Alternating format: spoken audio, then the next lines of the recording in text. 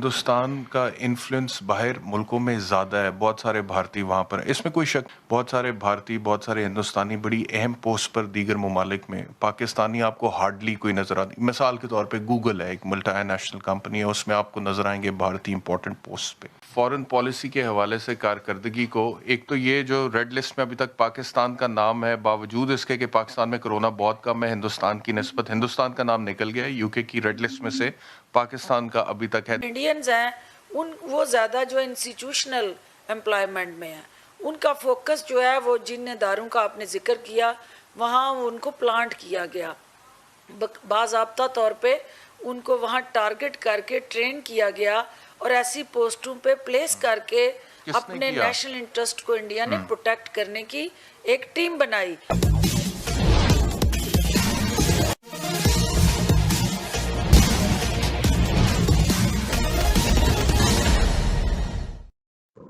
पाकिस्तान की मीडिया ने आखिरकार आज इस बात को स्वीकार ही कर लिया कि भारत के लोग आज विश्व की सभी बड़ी मल्टीनेशनल कंपनियां जिसमें गूगल, माइक्रोसॉफ्ट आदि शामिल हैं के हेड बने हुए हैं। भारतवंशी जहां भी जाते हैं उस देश में अपना असर रसूख कायम कर लेते हैं, जबकि पाकिस्तानी केवल टैक्सी चलाने में लगे हैं। यही कारण है कि आज विश्व में भारत की पूछ ज़्यादा है, जबकि पाकिस्तान को पूछने वाला नहीं। भारत की प्रशंसा करते इस पाकिस्तानी मीडिया के वीडियो का अगला भाग आइए देखते हैं। हिंदुस्तान का इन्फ्लुएंस बाहर मुल्कों में ज़्यादा है, बहुत सारे भारतीय वहाँ पर हैं, इसमें कोई शक नहीं। खैर उनकी पॉपुलेशन भी बड़ी है, वहाँ पर जाते हैं, लेकिन पॉपुलेशन एक फैक्टर है, उसके अलावा दीगर फैक्टर्स भी होते हैं।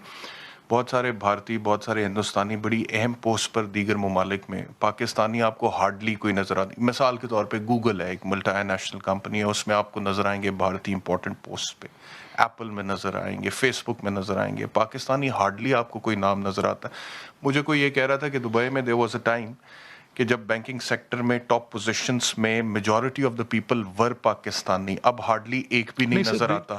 इंडियंस ने उनको रिप्लेस किया। लेकिन सवाल मेरा सुनो, सवाल मेरा ये है कि ये जो तनज़्ज़ुली हुई है पाकिस्तान, ओवरसीज पाकिस्तानियों की बाहर के मुल्कों में, इसमें एक किरदार, एक जिम्मेदारी हुकूमतों की भी तो है जिसको आप नज़रअंदाज नहीं कर सकते। फॉरेन ऑफिस का बड़ा काम है वहाँ पे अपॉर्चुनिटीज को आइडेंटिफाई करके अपने लोगों को प्रमोट करना। और ये कोई एक आध 2-3 साल की बात नहीं है, तो दहाइयों की बात है जो फॉरेन ऑफिस की कारकर्दगी है। उसकी बुनियाद पे पाकिस्तान अगर ओवरसीज में पीछे रह गया है तो बहुत बड़ा एक जिम्मेदारी है फॉरेन ऑफिस की। मैं देखिए, मैं आई स्टिल रिमेंबर हमारी एक सूबाई वज़ीर होती थी शाहीन अतीकुर रहमान साहिबा जी।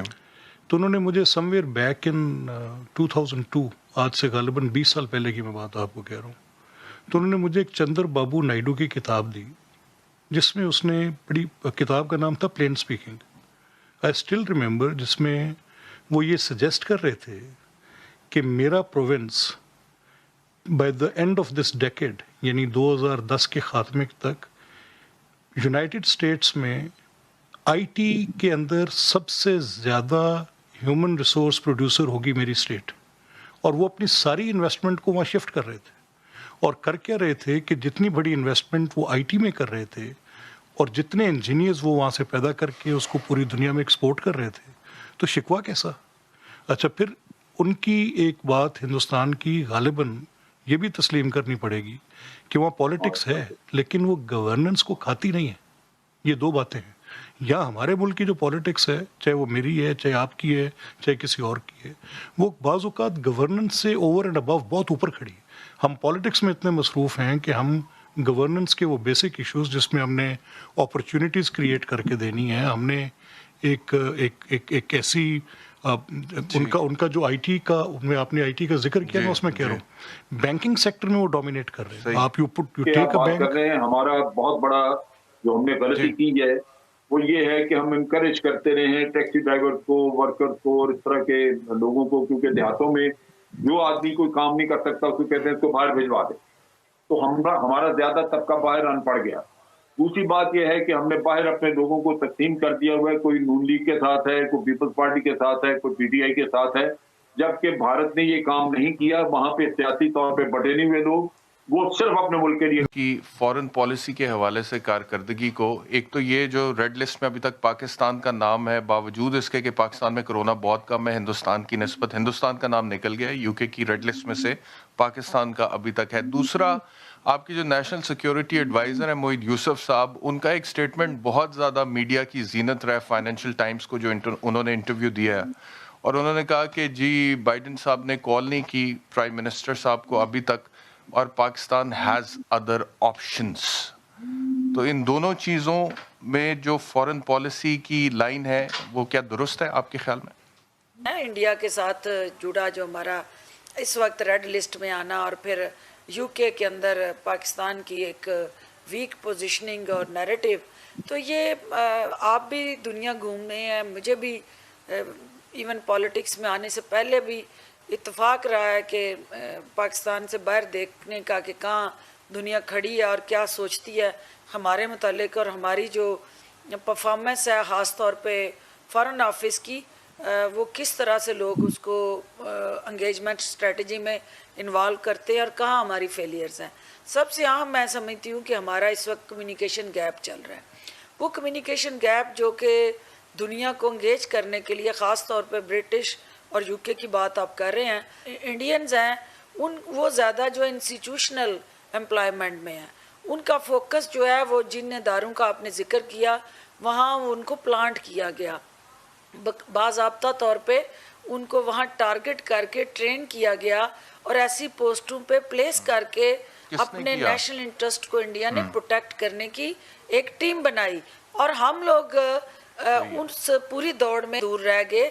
इस दशक के अंत तक भारत अपने को एक प्रमुख आर्थिक ताकत के रूप में विश्व में स्थापित करने में सक्षम होगा। इस महामारी के कारण और चीन से सीमा पर चल रहे विवाद के कारण भारत के आर्थिक विकास की गति थोड़ी कम होने वाली है, पर यह भारत को अवसर भी प्रदान करने वाला है, क्योंकि चीन से जो अमेरिका और जापान की कंपनियां बाहर निकलने वाली हैं, उसमें से अधिकांशतः भारत की ओर रुख कर रही है।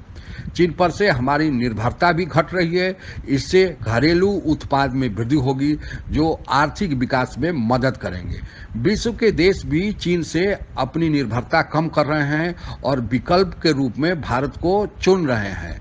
अब की कूटनीति केवल सामान्य कूटनीति नहीं होकर आर्थिक कूटनीति, इकोनॉमिक डिप्लोमेसी में तब्दील हो गई है। जब से मोदी सरकार आए हैं तब से अपनी कूटनीति में आर्थिक कूटनीति, इकोनॉमिक डिप्लोमेसी को प्रमुख स्थान दिया है, जिस कारण विश्व के देश भारत की ओर देख रहे हैं। दूसरी तरफ पाकिस्तान लगातार आर्थिक बदहाली की तरफ बढ़ रहा है।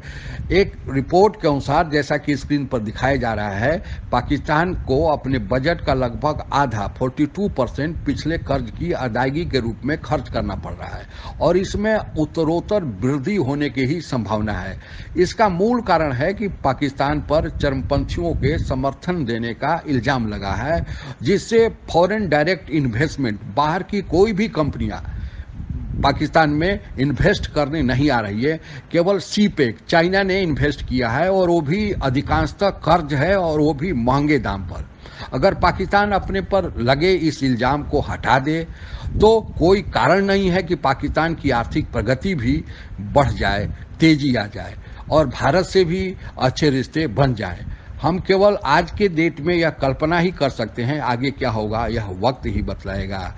आप अगर हमसे जुड़ा रहना चाहते हैं तो मेरे चैनल को सब्सक्राइब करें तथा बेल आइकन भी दबा दें, ताकि नए वीडियो की जानकारी आप तक पहुंच जाए। धन्यवाद। जय हिंद।